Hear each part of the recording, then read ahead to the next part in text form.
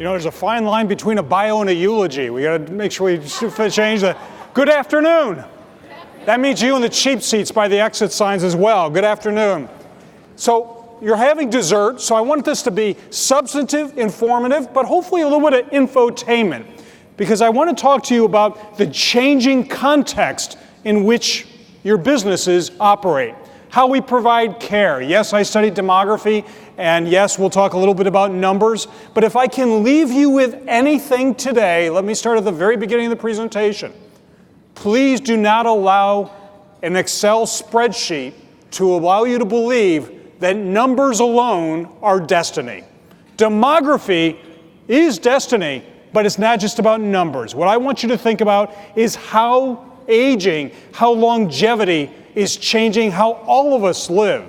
In fact, hopefully what I'll bring to you today is a longevity perspective. That is the system and ripple effects of other generations that are affecting your markets today and your markets tomorrow. Now, you have to understand my day job is teaching, so class participation is always 10% of the grade. I'm going to ask you the following first question out of the box. What are the two things we like to say we can depend upon in society?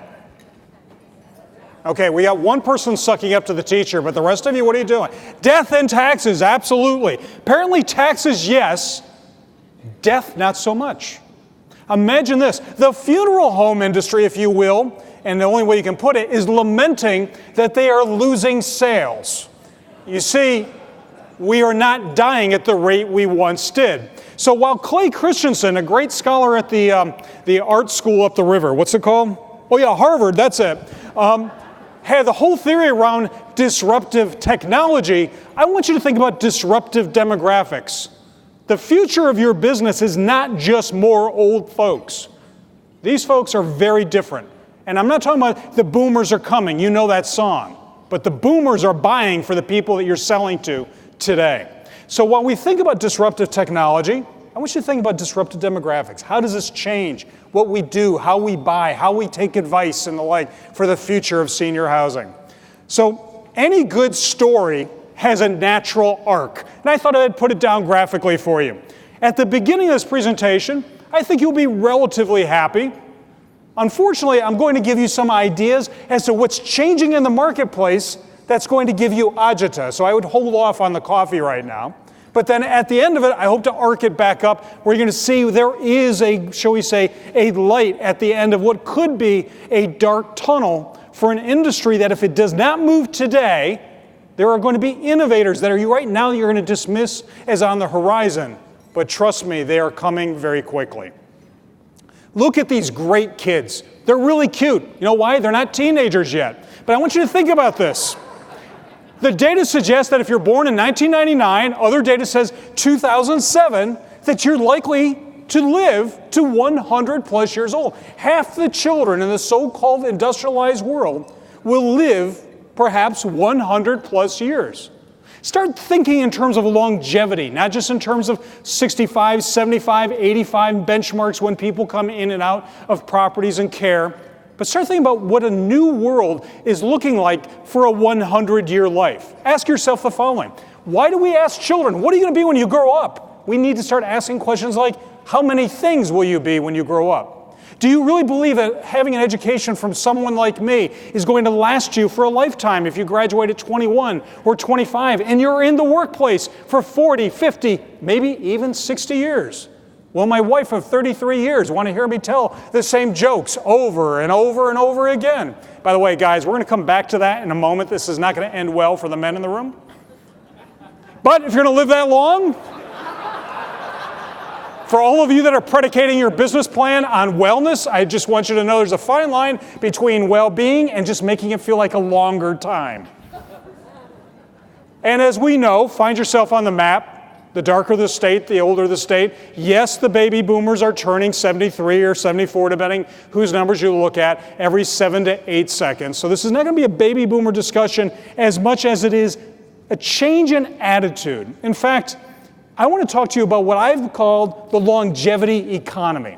I want you to imagine an entire unknown continent, an emerging market for those of you that are investment geeks, that is emerging out of the ocean, hiding in plain sight. And we're ignoring it. We're only looking at the numbers going, more old people, and therefore we need more stuff that we've always given old people, maybe with a few fine changes. But really you missed the point. If you only look at the numbers and only see this rising tide as more of the same, it is missed opportunity. It is both revenue and opportunity left on the table. So talk just briefly about the numbers. If you look at the 60 plus, they make up the third largest economy in the world after the GDP of the US and of China.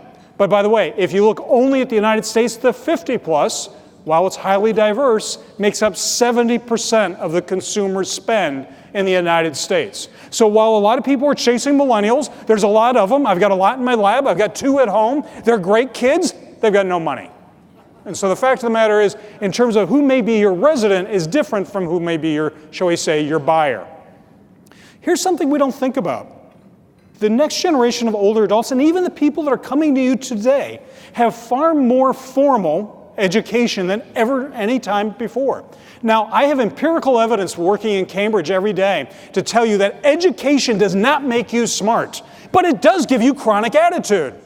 And so as a result, look at this, 64% of the 65 plus believe, think about this mathematically for a minute, 4% of the 65 plus believe that their IQ is higher than average. We can go out and do a field trip to find out 74% of the 65 plus, on the other hand, have a great deal of confidence in themselves. Think about the previous generation, many of them living in your AL facilities today in particular. They were nice people. They're polite. They're respectful. If you've got letters after your name, you must be a smart college boy. All of us in this room, I am willing to bet, are not as patient, not as polite as our parents and our grandparents. And just because you got a couple letters after your name, hell, I could just find out how to do my own brain surgery. I'm going to pull it up on YouTube, and I'll figure it out myself. And the digital divide, yes, it's out there. Does anyone want to know who the fastest growing group of people on Facebook is today? Women over age 50 and grandmothers. This is why if you want to harass any of my students and ask them, hey, do you have a Facebook page? And they look at you in horror because no one wants to post what they did Friday night to have their mother and grandmother see it Saturday morning. So the digital divide, this notion of how do I integrate technology into my property? That should not even be a question. It's how fast can you integrate it in? And by the way, how dynamic can you change it? Because these folks are learning not just from each other, but from their families as well. That longevity dynamic of talking across generations. Here's something I didn't think about though. The video game industry is now targeting older adults. Many of you may be familiar with Wii Wrist and Wii Elbow. The whole Wii Bowling League is now creating an entire medical category of ligaments and sprains from playing so hard and so fast. In fact, the folks who do play video, the over 60 play it the most. Let me talk to you about coffee, since it's being served. I wanted to use you as an example, if you will, of how to think about the marketplace. Remember, and I think you have a presentation later on today that I think should be great. Consumers never learn or benchmark you off of your competitor. They rarely do. They benchmark you off of every single experience they've had elsewhere in other industries. Looking across is the way to see innovation in your businesses and where investment should be. So let's talk about coffee. All of us are pretty familiar with it. To me, it's a food group. Now, how many of us are old enough to remember this? This is not coffee. This is swill that our parents tried to tell us was coffee. I want to ask you something. What happens when a generation that's used to all of that comes to a place and has a very narrow sets of offering? What I'm telling you is that we have seen change in every aspect of our lives. The consumer, the buyer, even if it's the baby boomer or Gen X woman, is expecting new and different for her parents and her grandparents. They've seen it everywhere else. They're not going to accept that this is complex, this is expensive, whatever it might be. So in fact, the next generation is looking a lot more like this. Now this is the extreme, but these photos were taken off of Instagram. And for those of you that are over 50 and don't know what that is, we'll explain it to you later. Off of Instagram. These are photos, if you will, people all identifying themselves as over age 75. Now, is this the extreme? Perhaps it is, but this is Chile, United States, UK, Japan, and the like. The fact of the matter is, the next generation of buyers and users, Yes, I am a Jimmy Buffett fan. I'm probably one of the few academics that have quoted Jimmy Buffett 3 times in an academic book. But the fact of the matter is, as Jimmy Buffett would say, we are the people your parents warned you about. And I know I hear a little murmur out there going, we are not marketing the baby boomers. They're not ready yet. That is one of the most ignorant comments you could ever make. Buyers and users are different. In the longevity economy, we have to look at who are the decision makers. And we'll come back to that in a moment. Because that 85, 83, 84, 85-year-old did not come to you individually. They had a group of advisors, typically looking like adult children, particularly the adult daughter. So let me tell you a little bit about stories, because I want you to understand the longevity economy and your business in terms of what it means in terms of a story. And think about it. The oldest technology in the world is not, shall we say, information technology or energy or even the wheel. The oldest technology is the story. Think about what stories do. They show us beginning and ends, why we do things, how things make sense, why they don't make sense. They help us rationalize. And do you know that, think about this, over time, those stories become so accepted, they almost become taken as a law of physics. In fact, think about the investment community. Look at the language it's used. What is your investment thesis? I.e., does this pass the red face test? And then I'll have some kid run it up on the spreadsheet to see if it makes sense. So let's talk about stories. I want to submit the following to you. Old age is made up. Yeah, it's not real. I'm sorry, the whole business here, we can leave now. Now, the fact of the matter is, imagine this. Old age, as we think about it today, was created out of a whole medical body of research out of the UK, came to the US in the 1800s, called vital energy. I want you to imagine this. The idea was that you were imbued with a certain amount of vital force or vital energy, and if you used it badly, that means you over there in table 34, if you used it badly, which meant doing anything fun, you would drain your vital energy. That you would no longer be a full glass, but you would be a half glass getting empty. And you'd be getting tired. In fact, you'd get so tired, you'd have to retire. We don't even think about where the language comes from that we now take for granted, as if it's poured in concrete. And by the way, the evolution of even the senior housing industry comes from very strange places. In the UK and in the US, and this is a place in upstate New York that my family knows a little too well, but we started with poor homes, and then we changed it to alms homes, which oddly became nursing homes. And look at the language. We have a nice linear line to funeral homes. When we start thinking about branding and how people think often about the industry, we have to think culturally of what's behind how we think about these words and language. And what do we think about aging? Every economist you speak to has made something that the human race has always wanted, to live longer, into a national or international global crisis. Now that we're living longer, we're trying to decide, oh my God, pension funds, healthcare, do I slice my wrist this way or that way because it's terrible? This is longevity, we're living longer. So the old age story has actually kind of made us believe that that's more of a problem rather than an opportunity to be gained. And stories matter. That story of negativity around old age, as we call it today, limits creativity. Why is every product I see out there for older adults in one of 2 colors? Clinical blue or beige. And just for the record, beige is not a color. And yet we have devices that look like they're all medical, even when they are not medical. So we don't worry about aesthetics. We exclude new markets because old people don't do that. For instance, old folks, have you ever thought about the F word? When was the last time you saw a major innovation and fun for older people? It's an entire market. Apparently after 16, 17 years old, no more fun for you. After the leisureship, we're done. Fashion, heaven forbid, and the S word will leave sex on the table, so to speak. That's never talked about either. And look at this, smart companies. Heinz Foods came up with something, you ready for this? Heinz Senior Foods, because they're very smart folks, and did research, and they said, okay, old people, I'm going to use the narrative, old people have no teeth and no taste, so I know what we'll do. We'll give them baby food. This stuff tasted terrible, and it went away, as it should have. But that model in their head of what old age is made it impossible for them to be innovative. This is an important point. The personal emergency response system, of which I even bought one for my mother-in-law, is a very important tool. But we have to be careful. The technologies we use, whether it's the Apple phone you may have, or what you keep in your purse, or the computer you use, says as much about you as what it does for you. 35% of the population over 75 considers themselves old. The majority don't. But everyone who has a system that glows and beeps and bumps in the night, saying old man walking about to fall down, knows they are old. And for those of you who remember this commercial, your father's Oldsmobile, yep, it was, and now it's gone. By the way, does anyone want to know what the new old man car is? About a third of you will probably be upset with me. But if you drive a Camry, see me out in the lobby.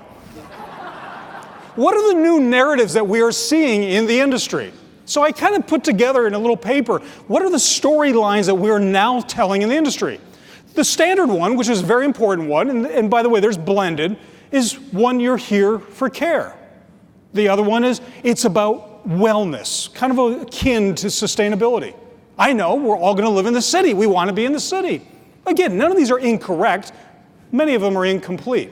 Affinity. We're going to create a larger community of a certain group, kind of the Margaritaville idea. Again, still being played. Education, college communities. You're going to do more, learn more. And then again, community within the walls. What I want to show you now is the dynamics of what's happening out there in consumer behavior and the like, to show that this is not incorrect, but it may be incomplete and need a lot more tweaking than we think. So old age, first off, is a lot longer than we think. So let me do a little bit of quick math with you. For those of you that are actuaries, I'm going to ask you to fill in the gaps. Think about the following. From 0 to 21 years old, roughly, by the way, if it's easier for you guys over there, drinking age, 21 years old, from 0 to 21 is about 8,000 days.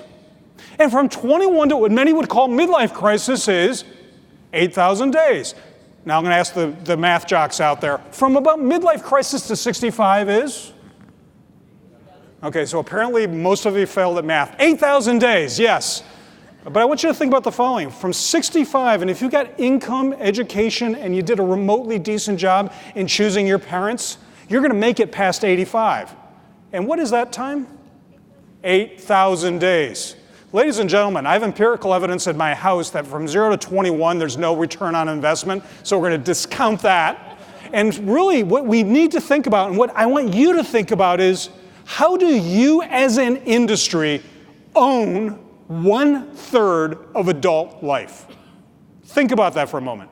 It's not just housing. It's not just care. There is an opportunity out there to write new rules. Those first two 8,000-day periods, you've got bosses, teachers, advisors, lawyers, accountants, real estate advisors telling you what to do. This room looks like a used commercial for Brooks Brothers. We all think we're individuals and we all dress the same. Except for me, I'm just plain weird. But think about this. The last 8,000 days, there are no holidays for you. Think about it. There's no christening, there's no wedding, or often there's no weddings, whatnot. There's no rituals written for after 65, except for your retirement party or those that you're buying, or maybe even your own funeral. There's no downsizing party, there's no grandparent shower, and the like. There's an entire industry yet to be written in that 8,000 days. So I'm going to break it up for you a little bit. I would suggest to you that there's probably 4 different retirements if you want to use the R word. The first one is that managing ambiguity, the part where you retire, you're relatively young. And then you know what this is? This is, do I retire? Am I consulting? Do I volunteer with Verve? Do I start, frankly, a new company? Women over 50 are the second largest group starting new businesses. Now I'm going to show my age here. How many of you remember the group The Clash? Phase 2, managing big decisions. Should I stay or should I go? Do I downsize? Do I divorce his sorry blankety blank? We'll get to that in a moment. Do we move? Do I finally stop working altogether? Managing complexity. One of the big lies of old age, retirement. This is a time for you to relax. This is a time you've earned to pull back and rest. That's a bunch of nonsense. How many of you have to go to your parents and loved ones and explain why they got a bill from the insurance company that says, this is not a bill, but at the bottom it says, you owe $800. Or managing multiple complexity of medications, finance, and the like. And then, yes, end of life, not the way you're thinking about it, but managing living solo. The majority of us, particularly women, at one point will be living solo. And let me give you an indication of that managing complexity. I'm going to go through this, and you can reconcile how that works on your narrative that you're offering through your business. This is shall we say, a rendering of Sam the dog that I met at a Uber that picked me up. You see, I was picked up to do focus groups on how people are retiring in Florida. And this gentleman picks me up, and I used UberX, and I got very lucky. He picks me up, and I got in a Mercedes. I thought, hey, this is pretty good. And he had a Red Sox hat on, showing that he really knew his baseball teams. And so I started a conversation with him. I said, do you like the Red Sox? He said, yes. I said, are you from Boston? He says, yeah, I just retired here, and I sold my real estate company for $6 million and moved down here. Suddenly I'm thinking, I should be the one driving him. And the dog's kind of sitting in his lap, by the way, looking at me like, why are you being so nosy? And so I kind of paused a little bit, and I gauged the situation, and I said, just out of curiosity, if you don't mind me asking, why are you driving Uber? And the dog's growling a little bit now because I really am getting nosy. And he looks at me in the mirror and he says, do you know what Sam and I, that's the dog, Sam and I and the wife do every morning? I said, no, sir. And he says, this is what we do. Every morning, we walk 2.5 miles at the beach and we wave to all the nice people. Do you know what we do after that? And I'm trying to imagine the dog, by the way, jumping over sand dunes with little legs. And he said, no, sir. I said, no, sir. What's next? He goes, the wife and I and Sam walk up the beach. We wave to the same damn people all over again. 8,000 days of golf beach walks. And by the way, the new thing, if you look at all the brochures from the financial services industry, you're all going to be bike riding near cafes along rivers. This is the vision that we have. So if we get the work idea, by the way, this shows why the ARP data that came out recently shows that 40% of the population over age 50 says we plan to work until we drop. Apparently, at least 87% of us say that we plan to stay in our homes, where our marriage, our mortgage, and our memories are. Maybe not possible for all. In fact, some are even saying that. But that is the desire. That is the pull that you're all familiar with. Now, why would I bring up the millennials in the middle of a longevity conversation? Because if you don't think in a longevity economy framework that is looking at the ripples across the generations, you'll miss an important point. The millennials, this is not a kick the millennial discussion, the millennials are actually taking 7 to 10 years longer than previous generations to do things like marriage, dating, driver's licenses, graduating from college. By the way, just as a quick thing for the men in the room, what's the average male now graduating college? How many years does it take to graduate a 4-year program? 5.6 years. The average female? 4 years, just to give you an idea where we're going here. We've even changed our language around what we call old age. You know, think about it. If you grew up in the 50s, early 60s, if you turned 18, your parents said, go to college, get a job, join the military, get married, but bottom line was get out. You're an adult. And then we said in youth in the 70s and 80s, was like, you're just a young kid in your early 20s, go backpack, find yourself. But now we have a whole new language. You ready for this? Emerging adulthood, where in about now, 36 is now adulthood. I had a marriage, a kid, and I was bald, and I was just a baby, apparently. Think about that. But we're pushing life all the way through. Now, why is this relevant to you? I'm not telling you you're going to have to wait for these folks 80 years from now. Here's my question for you. The people you want to bring into your properties, their assets, 70% of their assets, and by the way, 70% of the 50 plus live in suburban and rural America. Who's going to buy their house? Let me sell you my house. I live in a town with a really good school district. Response from the millennials? I have no kids. I've got 4 bedrooms. I live alone. I have a big yard. I have a very small dog. What I'm suggesting to you is that we have a ripple through the longevity economy that is going to have an effect, not just on baby boomers that may want to stay in their home or even what's left of the silent generation. In order to get the asset, they're going to have to move it to someone, and it's being delayed. For those that are doing the storyline around community, come to us because we create community. Keep in mind that the next generation of folks, the ones that are clicking over now at 74 years old, the so-called bowling alone syndrome created by Bob Putnam, the idea is that we still like to bowl as generations, but we like to bowl alone. We don't join leagues. We don't join Rotary. We don't join PTA. We have spent 70 years plus being alone, and suddenly we're going up to a company that says, oh, by the way, come here and meet all these people we've never met before. I'll give you an example. Walking down the street in the town next to me, this sign really took me aback.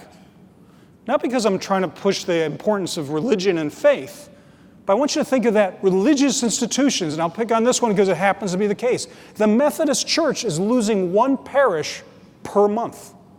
We're seeing a change in how people are. The generation that is currently in property, we're part of an ideal group that identified by age and generation in general. The next group, not so much.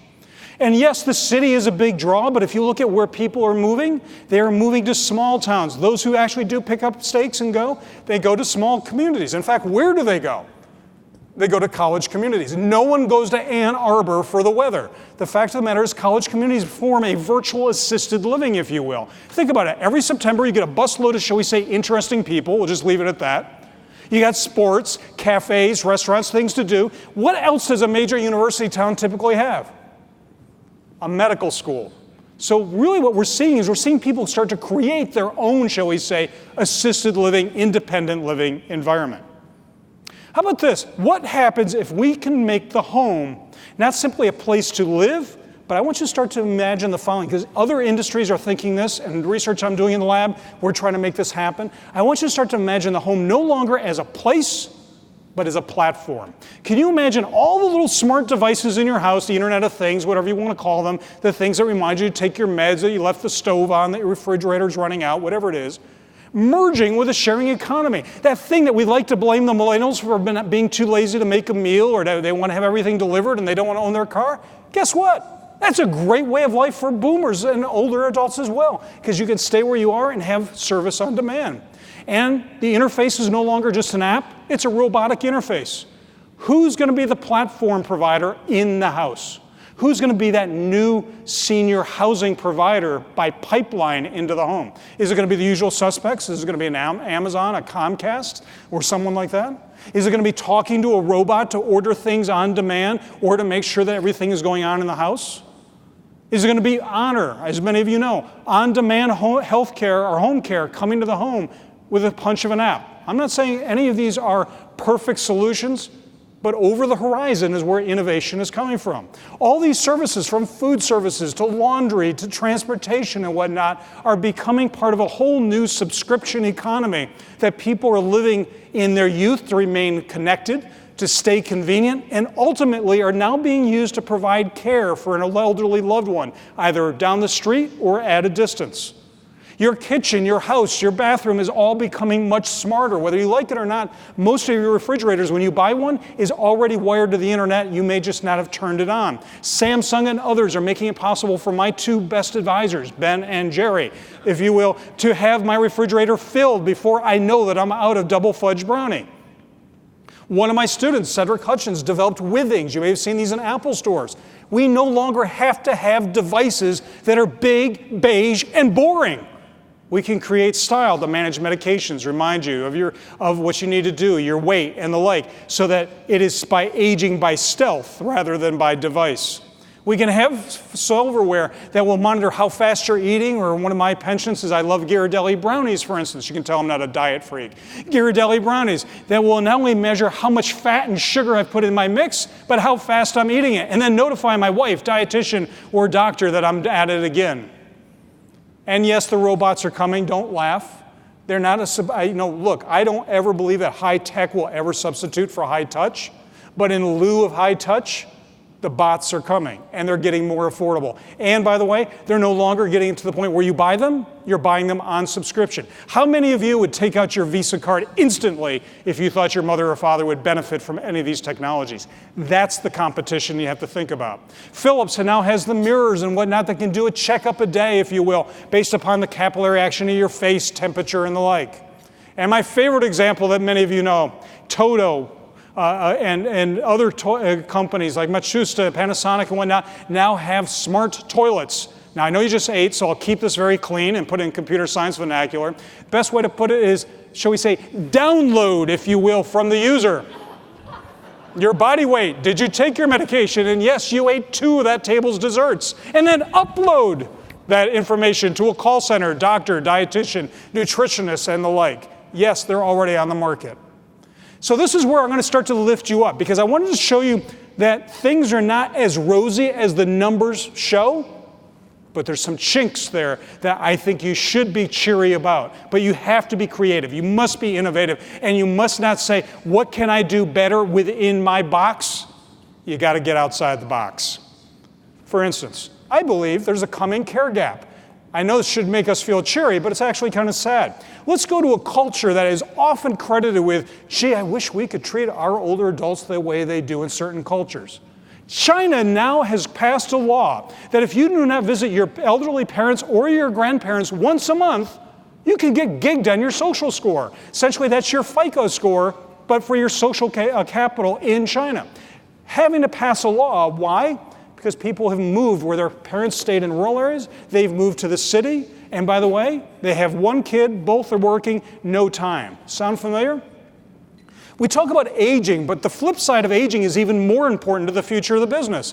That by 2047, and the trend line's going out there, we are going to have more people on the planet over age 60 than we will have children under the age of 15.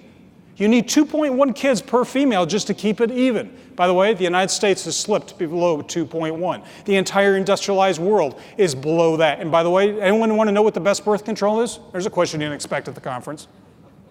Any guesses? Education and income. As that goes up, fertility drops down. And we're already seeing it. 1 in 5 women today are child-free compared to 1 in 10. Start looking at the demographics in terms of not who's old, who's going to provide care. In fact, Denmark, I love this study. I wish I could get somebody to finance this kind of research. Denmark is so nervous about their population getting smaller, they financed a study for wannabe grandparents. And they found that kids, their adult children, are more likely to have sex out of the country than they are in Denmark. And so they have an entire advertising campaign. You ready for this? You can't make it up. Do it for Denmark. And so they buy a trip for you to go to New York, Paris, London, but please come back with a souvenir. So gentlemen, and I mean all of the guys, user versus buyer. Yes, I agree with we can't plan for the boomers yet, but the boomers are the ones buying your services today. They're not the users. So yes, excite and delight the resident, but you also need to excite and delight her, and it is her. As I write in my book, The Longevity Economy, the future is indeed female, to which my wife said, nice of you to acknowledge 51% of the population. She now has more education in all fields but engineering since 1978 and graduates since 1988. And she's quickly catching up there. Why does education matter? Because she's the one doing the research. Who do you think is making a referral to somebody about one property versus another property? She is 3 times more likely online to do research for a friend. And by the way, the most trusted face in America? It's not actually a person. It's not some geek from MIT. It's not Oprah. It's not somebody in the news. It is other people like me. She trusts other people like her with the same characteristics, same income, same mother who lies about how well she's feeling one day and finds another problem the next day. And this is not a secret to anyone else, any other industry. Women are now primarily responsible for influence or direct purchases of things like, I don't know, consumer electronics. Next time you go into Best Buy as a guy, see how many people want to help you versus if you bring in a partner who's female. 65% of the automobiles, unless it's a luxury car, then it's different. Then it's 86%. Johnson & Johnson, P&G, rarely wants to do focus groups with men now. Why? All we do is buy shaving gear, if we buy that. Healthcare, doctors, insurance, the products off of the shelf in pharmacy stores, purchased by women. And by the way, how many of you remember when Home Depot and Lowe's were a thing when they first came up? Do you remember they used to have to steer clear, if you will, of the forklift and the guy coming out with the tool belt? May I help you? Remember that? Do you remember how it kind of cooled down a little bit? Why? Because they found the guys with a 3/4-ton pickup truck sitting out in the lot were there to pick up what a 47 to 57-year-old female was picking out in the store. It was not their general counsel saying, get the forklift off the floor, we're going to be sued. It was a fundamental change on who's making the decisions and who's buying. And guys, any guesses what age is the highest divorce rate in the world? In the world, not just U.S., in the world. So-called gray divorce. Why would you give up this big hunk of man? He's a pet lover after all, right? So let me ask another question as part of your class participation. Who is most likely to initiate the divorce? Yeah, you always hear it first from a female voice. A woman. Now here's the question. Why? Is it money? That would have been good with the theme of the meeting. No, it's not. Is it sex? No, it would have made an interesting PowerPoint slide, but no. Any guesses? He bores me is the number one answer. Now, we can get a chuckle out of that. My wife always likes to ask if I'm reading my own research, just saying. We can get a chuckle out of that, but you know what you can learn from that as well? If she's willing to drop kick his brand out after 30 years, what makes you think any of your brochures, websites, and EDs going around saying, well, we've been in this business for 100 years, we really? And she's looking at her watch going, you got about 5 minutes because I got to pick up the kids, go to work, and I've got a husband who can't make a peanut butter and jelly sandwich. And by the way, I inherited more parents than I had ever planned on having children. Get them to a point, get to it fast. And one of the other part about women is eventually they're going to be living solo. So as we start thinking about the future of senior housing, it is distinctly with a female edge. Think about this, more than 50% of the population of women over age 70 live by themselves. The number goes up to 56% after age 80. And by the way, in Europe, it goes up past 60% for Northern Europe. So let me end this, bring this in, we can have a few minutes for questions, with a couple ideas of where I see some bright horizons with some of the colleagues that you have right here sitting by you that are doing some really cool things that may show innovation in the horizon. First off, I think the future may be small, not in a bad way. I think that we may need to start to think more carefully about affinity groups of communities. So maybe Jimmy Buffett's got it. I'm not sure I buy 24/7 hangover for 365 years, but the fact for 365 days a year. But it might be, for instance, women are now finding, more and more women are starting to do co-housing with girlfriends from college. Why aren't we providing pipelines of service to where people want to be, not just to where we think they ought to be? Yes, locating near colleges is a cool idea. But how about housing people by class, by profession, things that give you a commonality that we truly appreciate? The future may be small, but it may be small affinity groups, rather than saying, well, congratulations, you're 85, come on down. How about branded services? Why are we always trying to use a royal we, recreate the wheel from scratch? So in fairness, my good friend Tom Grape, who's sitting out there, has been a great innovator. Many of you know him. But one of the things that I'm sure a lot of you are looking at as well is how do you bring branded services into the facilities and whatnot so you got optimal care, but a relationship that raises your brand, improves care, and your value. The other idea to think about is, this is my cousin who allowed me to get the photo from the back. She is getting Parkinson's therapy in very far upstate New York. If you go to nowhere and you make a left, that's where my family's from. She's getting Parkinson's therapy from Johns Hopkins University. Why or how? In her senior living facility, she's able to get it because it's coming through telemedicine, teletherapy. It's not just inside your fence, it's what's outside that may count. Building those pipelines into home and community so that you become part of the community, but also build a level of trust with people to bring them in, not when they need in a moment of panic, but there's a natural relationship. 5-star senior living. So Katie Potter, who's out there somewhere as well, has been working with us on how to envision all the different brands that are actually coming out there already to start providing services to people in their homes that are going to slowly, shall we say, maybe not erode, but hopefully augment what you might do in the future. I don't know how many of you saw what UPS did last June. They now have a partnership with Merck. They went door to door to older adults, because I'm working with UPS because I recognize them as one of the most trusted brands out there with a logistics chain that no one in the world can beat. They're now coming to your mother's door, crossing the threshold with a nurse and giving vaccinations. The future of service and senior services is not a place, it's any place that person may live. Retail inside of senior housing, not just next to it, not just in the city, but building it in. In Quebec, they're already looking at plans of having senior housing be part of retail or bringing retail into the building process as it is. And of course, right here in Chicago, Mathers Lifeways has more than a cafe, not in their senior housing facilities, but out in the community to build brand, to build relationships, to build community, so that when you want us, when you need us, you come to us. So let me end on this, and we'll hopefully have a moment or two for questions. I think there's an evolving thesis. The one that we have built around the industry is not incorrect. Care, community, yes, real estate, not incorrect. But I want you to start thinking differently. Given the dynamics of the longevity perspective and the longevity economy, of how there's ripple effects across the generations, how the future is female, how people are expecting technology and on-demand services not to be just for some, but to be a normal part of lives. To have you start thinking about how do you make your properties and your businesses into platforms of services? How do you create partnerships with people who are not yet in this room, but should be? And how do you create pipelines so that when I need you, I already trusted you because you've been in my mother's bedroom, in her living room, in her kitchen for years, and now there's a natural transition. On that point, I want to thank the leadership of NIC and all of you for your time, and we do have time for a few minutes of questions. Thank you very much.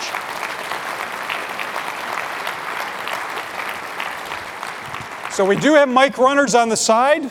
If you have a question, raise your hand. If you have a bad joke, raise your hand too.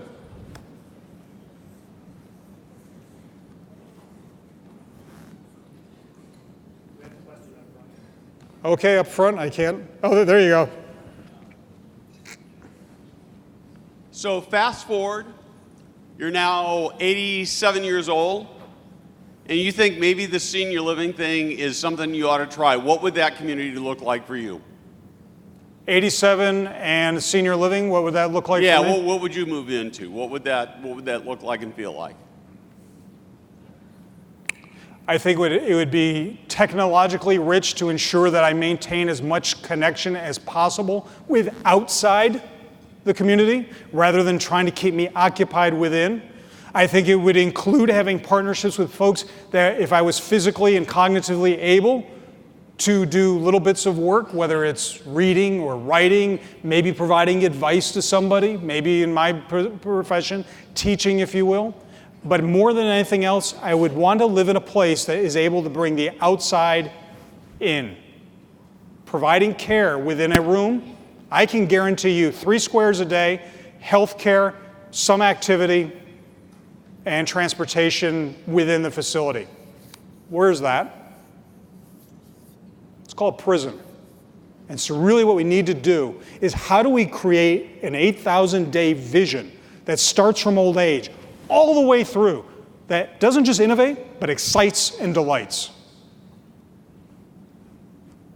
I'm ready to move in with you. Okay. I need a roommate. My wife's probably going to kick me out. I saw the data. Is there another one? Oh, another one in the front. You guys in the cheap seats are allowed to ask questions too. You made a comment about the experience, describing the experience between, I assume, a salesperson in a senior community and an adult daughter coming in to find information. Are you thinking that we are spending too much time in the proverbial discovery process and need to figure out ways to collect information and provide information in a more transparent and quicker fashion? I think that the best marketing is to be there before I need you. The primary model that I've seen, and I may be wrong because I only get paid to watch, you guys actually do the work, so excuse me if I'm way off, is you're waiting to be discovered. That when you need me, you'll find me, or you'll find me on the web, and you wait.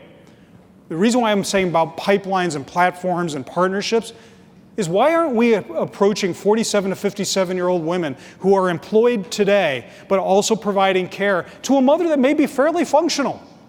But is there something you can do for her today to build trust, to build that relationship, so that the marketing person you have back in the property is to close the deal, not to make the pitch?